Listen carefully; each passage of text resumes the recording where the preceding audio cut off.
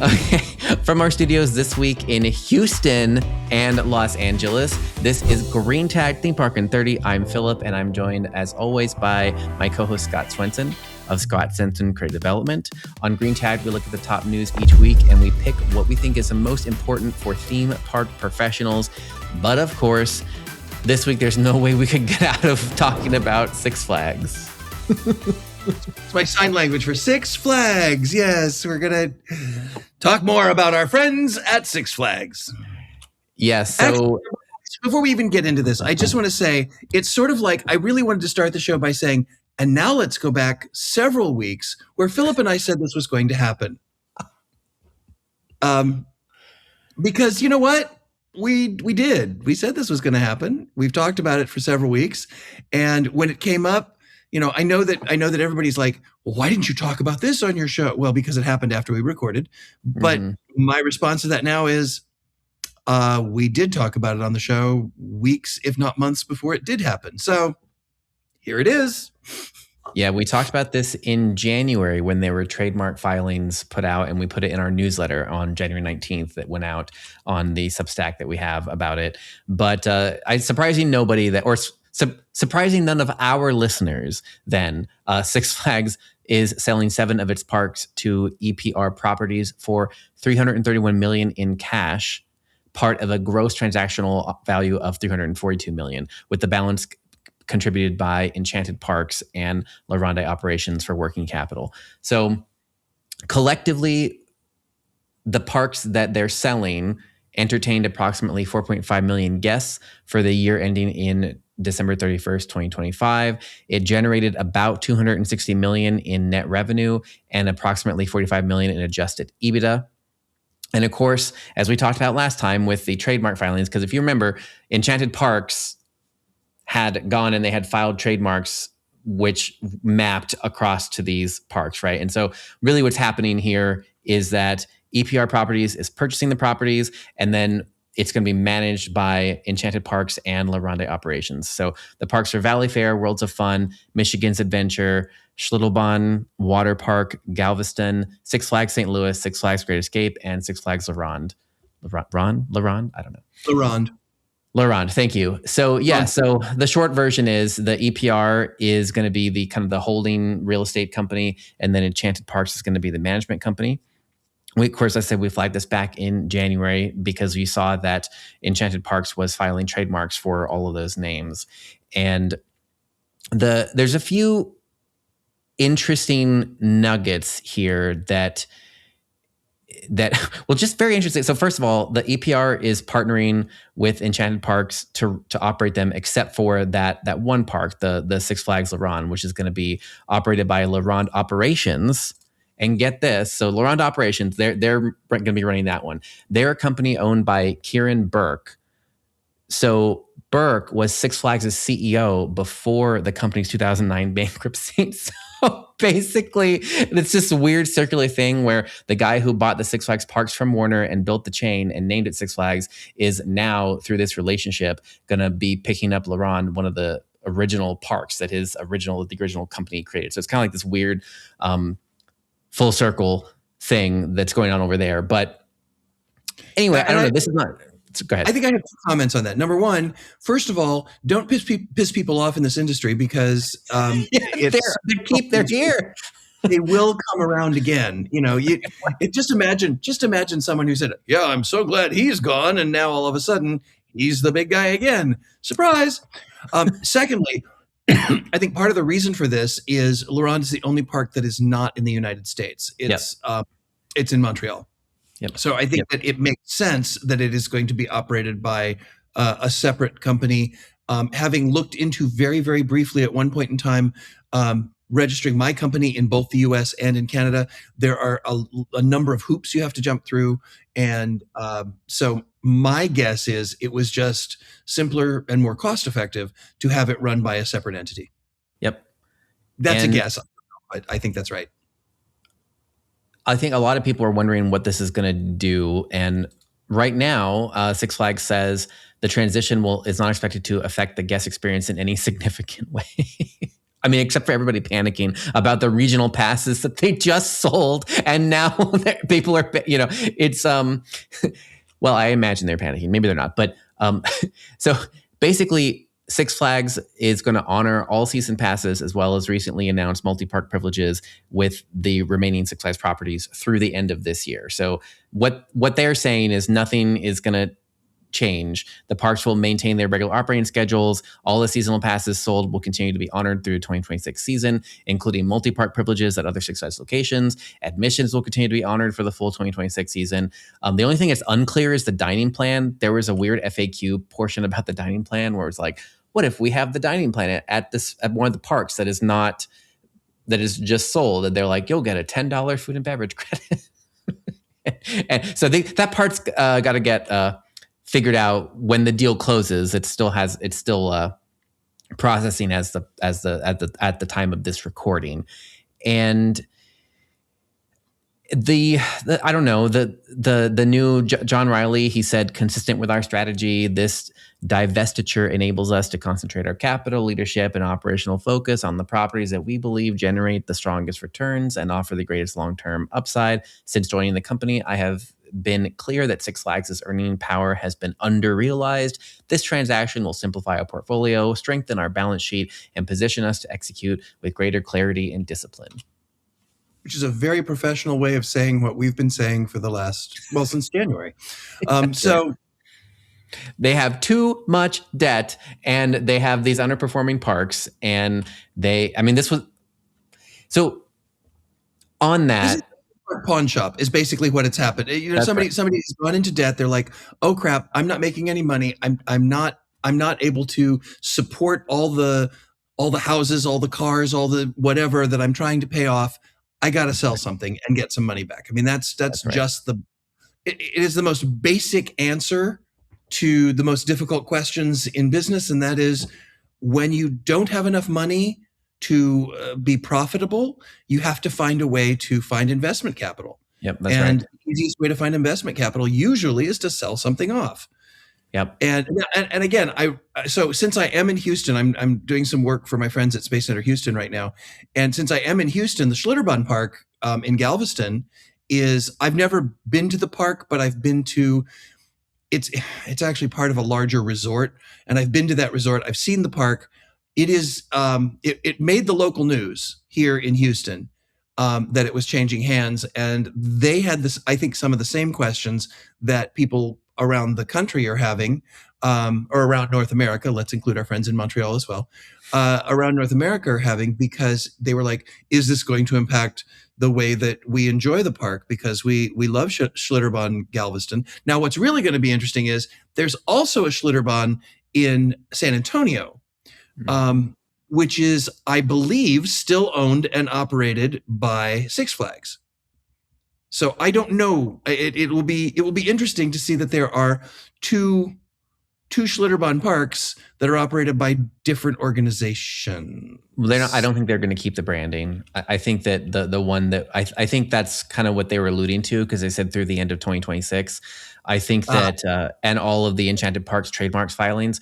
I think this is part of the larger story too. I'm glad you brought this up, because I think everyone is, rightly so, very focused on what's going to happen with my passes. I just bought this regional thing, and everyone's concerned about the immediate thing. But if you widen it a little bit, Enchanted Parks is now coming in to work with this landowner, then basically to manage all of these. So you could see where it would become an Enchanted Parks thing. So it'd be like, instead of Schlitterbombs, it's like Enchanted Parks, whatever they're going to call it. And also, EPR is not new to any of this. Since 2017, they've actually been the landlord on Darien Lake, Frontier City, and 4 standalone Hurricane Harbor parks in Oklahoma City, Houston, Hurricane Harbor, Phoenix, and Hurricane Harbor in California. So basically, Six Flags has been the tenant since 2017. They've been paying rent to EPR and operating the parks and licensing the brand and all that stuff. So you can see a further situation where those... Remember, because Six Flags keeps saying that they need to trim assets, right? Doesn't that make sense as like the next plan? I mean, this is conjecture now. We're in like conjecture territory, but it's like, it would seem to me that would make the next logical leap is that, EPR is buying the real estate and the full operational assets now. And what they could do then is purchase those additional ones so that Six Flags is stop leasing them, and then give that over again to Enchanted Parks, who is already named as management company of these parks now, to manage those as well. So then it becomes almost like, well, that 7, 8, 9, 10, 11, like an 11 park chain randomly in Enchanted Parks. So I guess here's an interesting question then. Has Six Flags just created a new competitor? Yeah. So that is I think that's what I mean when I'm like, I'm not sure people are really thinking about the ramifications yet. And that's exactly it. It seems like it to me that, yeah, they're creating, 11 parks. If they have 7 now, if they proceed with the other ones, which I feel like there's reason to believe they would, then that would be, because also EPR could just, you don't want to be renting. It's a bad situation anyway. So I think if they got to 11, that's a significant chunk that they have, in the North American region. And that could be a competing line, especially if they're able to do some sort of differentiation strategy, that pulls it out of the Six Flags, differentiates from Six Flags, maybe with more careful management. And that also might explain the multiple. So a lot of people are on two camps. Some people say that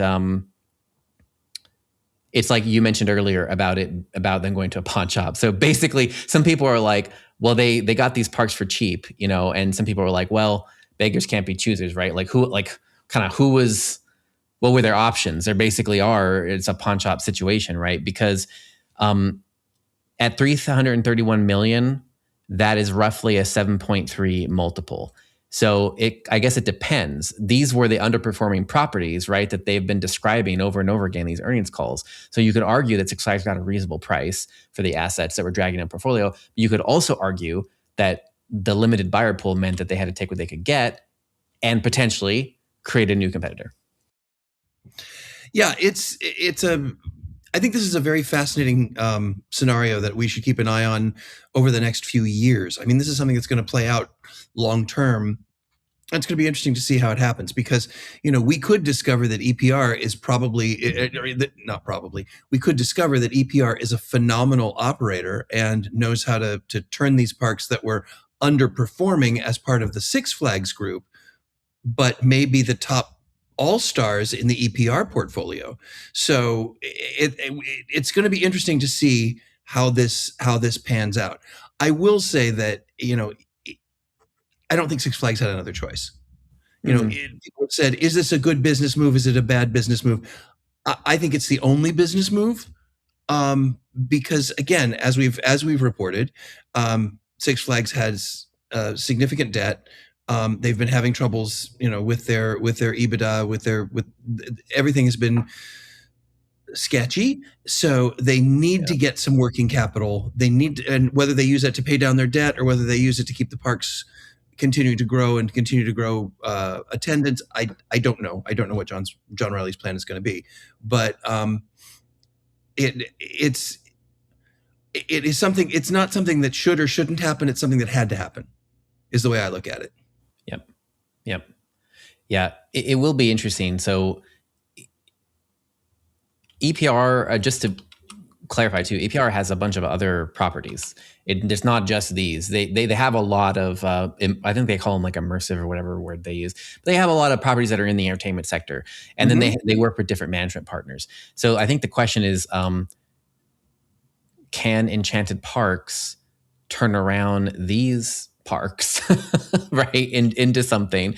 And we know only a little bit about who, or I don't know. I don't know that much about the Enchanted Parks stuff. I just know that James Hardy is on there. There's some people in this in Enchanted Parks who are have been around the industry for a while. And then, like we mentioned, the one in Montreal, of course, is going back to the people who originally, right. But yes, some of the people involved here in Enchanted Parks would be James Hardy, Francine Gonzalez, Lori Franco, Julie Chan, Katie and Kathy Dunlap. And so I don't know. I mean, well, and I think the real, if we're going to oversimplify this story, I think, we've talked about from a Six Flags standpoint. I also think we need to talk about it from an EPR standpoint. And I'm just going to use the phrase, one man's trash is another man's treasure. Yep. So underperforming parks for Six Flags may be the highest performing parks for EPR. I don't know that. That is complete conjecture. But I think that this is a necessity. And the reason I asked about competitors is if EPR is able to, or ERP, am I saying that wrong? EPR. EPR. Okay, that's what I thought. If EPR is able to make these run efficiently and effectively, cost effectively, then they may see this as an opportunity to grow. So did they have to take the lowest performing parks of Six Flags? Yes. But again, how does that correlate with their other parks and the rest of their portfolio? And I don't know the answer to that, but I would assume that they're looking at it going, oh my gosh, we got these parks. Yeah. And Six Flags is going, oh, thank God we got rid of these parks because they're underperforming as far as our portfolio goes. So, yep. I don't know. We'll see. Yep. Yeah. I will do a little bit more digging on the team behind Enchanted Parks, maybe put that in our newsletter. But from what I can tell you, just very briefly, is that they all have most of them have some sort of tie to the attraction space, coming from Legoland or coming from other areas. So it's not like they're complete unknowns, which I think many people would argue is probably a good thing. I mean, at least now you have a management company who knows about knows about parks, and whether they're able, like you said, whether they're able to take that chicken shit and turn it into chicken salad, being under a new direction. Who knows? Who knows? And yeah, like I said, I think this will be a very interesting case study to track over the next few years, just to see where it all goes. Because again, part of the reason that everybody likes to hear about Six Flags, and part of the reason that all of our listeners, we get so many more listeners when something is about Six Flags, is because Six Flags, they're not always the best parks in the world. Everyone loves to hate them. Well, they either love to hate them, they love to love them because they are the local parks that they grew up in. That's mean, right. The park that started me in theme park, that I didn't start working there, but that made me love theme park, is a Six Flags park now. It wasn't when I was going there, but is a Six Flags park now. And so I don't want to see that park close because it holds a very special place in my heart from growing up there. So now I'm excited to see what they're going to do with this extra capital. And either way, it ain't going to hurt them. Yeah. Getting rid of the underperforming parks, it's not going to hurt them as a company overall. Well, and now I just see how they do it. That's a good place to end this story. But speaking about the capital, they did mention that actually in their press release. Six Flags did. They said they mentioned what they were going to do with the capital. Six Flags says that net proceeds after taxes and transaction expenses are expected to be slightly beneficial to the company's leverage ratio. Slightly beneficial because they're going to use it to pay down debt. But they have so much debt, it's only slightly beneficial. Slightly beneficial. Well, I will tell you, if it were my choice, that's what I'd do with it. Oh, well, of course, yeah, they have to. I'd pay down that debt. I would get the company so that it could float for a moment as opposed to constantly treading water. Yeah. Yep. But again, I'm not a park owner, so. Well, there's been a lot of other news that came out this week. I think Scott and I wanted to talk about the Disney Cruise Line, which kind of has, we've been seeing the new Disney adventure. We've been seeing now reporting is coming out about what the interior looks like, the new San Francisco street on board, plus the other themed areas on here. And I think it looks stunning. I mean, the interiors here, the storytelling, the fabrication, all this kind of stuff. And I think I think the reason we want to talk about this is because this seems to continue a trend that we have been seeing in the industry about where the theme park innovation is actually moving on to cruise ships. And it's not just Disney. I mean, a lot of the people are building more experiences for people to have aboard the ships versus relying solely on the experiences at destinations. They're also improving destinations, but it's more about making the ship a thing. It used to be that a private island for a cruise ship was a lovely beach and a barbecue. Mm-hmm. And now the private islands for pretty much every cruise ship line are either at least water parks and at most darn near full-fledged theme parks. Yep. And this trend is being recognized by IAAPA because again they've opened up more and more of the educational side, as well as they're reaching out to the cruise ship industry, because they recognize this is really part of the attractions industry. Yep. Yep. And I think that this has been going on for a while. There have been, a lot of experiments that have been done on cruise ships to break the mold of there's the main stage show, there's the comedy club, and that's about it when it comes to entertainment. When Carnival started putting roller coasters on their ships, those are really fun, by the way. But they started to do more attractions. It became more of a theme park at sea. And I think that the Disney Adventure is just the next step in that really cool trend. Like IAAPA honors for the entertainment awards. One of the categories, the show that won was from a cruise ship. Yeah, the Disney Treasure, Moana, the Tale of Moana. Yeah, which was an extraordinary. Again, I think that's exactly right. Yeah. It's just the level of entertainment on these shows is just is extraordinary. And I think it also then it speaks to this theming. I mean, I was looking at the pictures from Attractions Magazine on the San Francisco streets, and just like the detail in here, it feels like the same as when you're in the theme parks in terms of just, again, that extension of the storytelling. It's the same thing with the theatrical shows. Just I think it is definitely raising the bar for what to experience out there. But I don't know. I think we've talked about this quite a lot, though.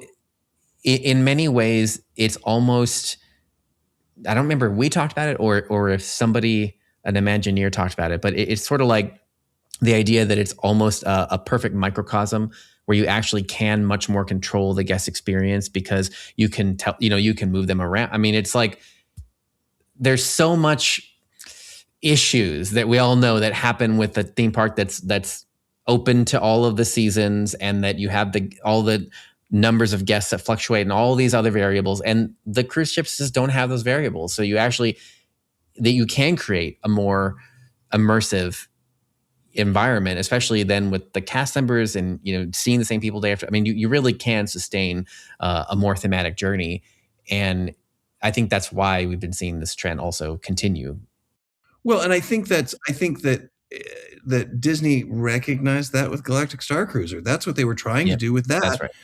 The only challenge was because it was forced, and forced in an area that is already very competitive for people's time, just on Disney property alone, that it was a little more difficult. But in a cruise ship, it's significantly less competitive for people's time, because outside the cruise ship, you've got water for most of the journey, and then you've got ports, of course, which they can.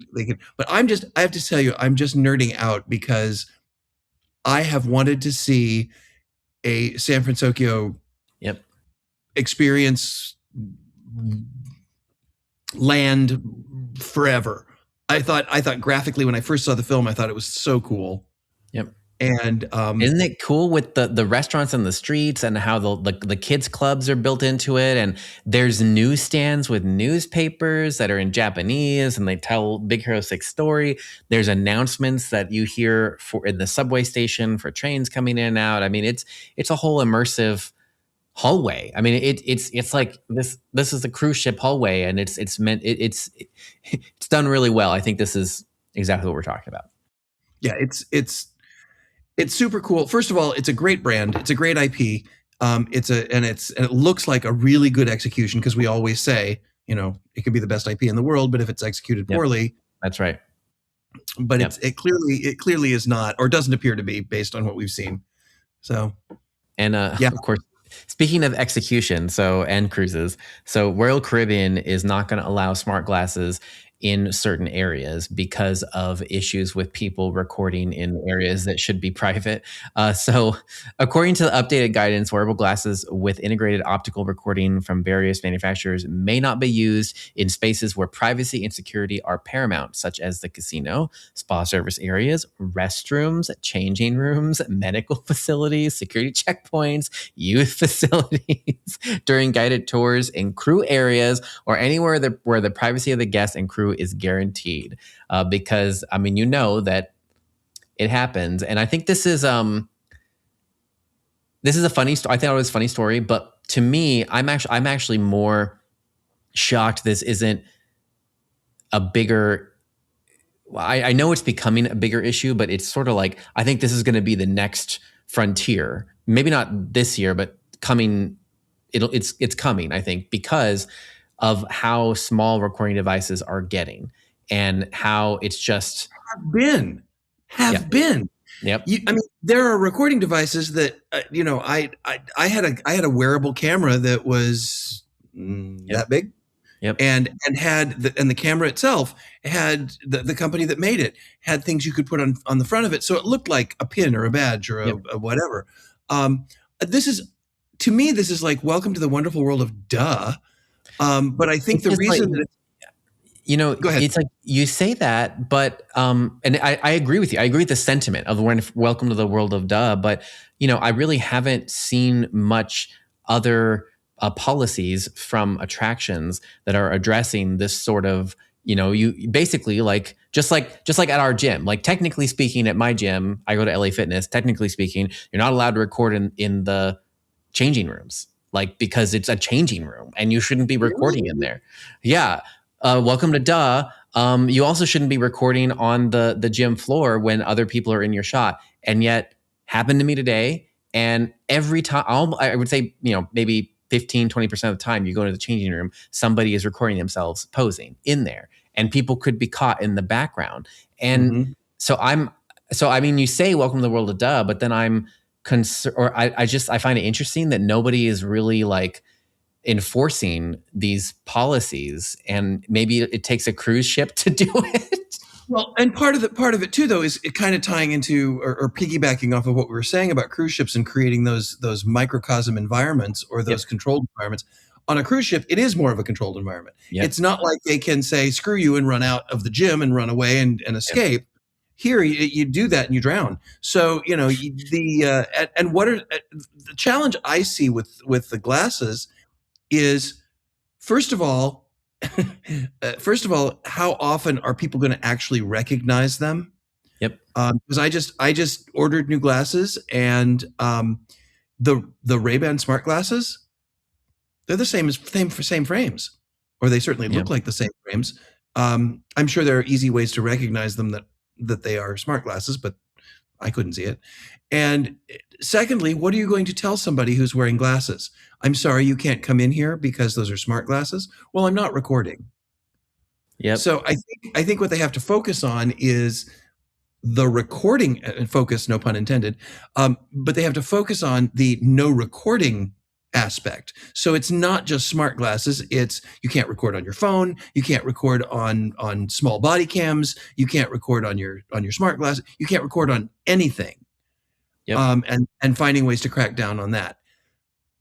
I agree. But I agree 100%. And actually, that's the biggest thing I saw. I mean, I was happy that somebody was talking about it, but then when you kind of read more about how they're going to enforce it, they're basically like, it's giving pandemic vibes, where they were like, well, it's going to be up to the security team to monitor people who might be recording. And you're like, so what sort of tools or training are you going to give them so they know how to recognize when something is being recorded, and versus just it being regular glasses or whatever? And then also, how are you going to train them to de-escalate, or what is the how are we going to address this, and then what do we do with the recording, or I don't know. And then because I think that's exactly why it still happens at my gym is because you know that the staff knows, and I think they just don't know how to deal with it, or they just like don't want to, so they just ignore it. Yeah, once again, and we've talked about this concept before, where these ideas, these mandates, these rules are put into place by upper management, but they don't take into consideration. You have to train the frontline person how to handle it and how to make it happen. So maybe we'll talk about that in a future show, because we are out of time right now. So on behalf of Philip Hernandez with Gantom Lighting and Control and myself, Scott Swenson from Scott Swenson Creative Development, I will lift a cup of spinach espresso to you and say thank you very much, and we will see you next week here on Green Tagged Theme Park in 30.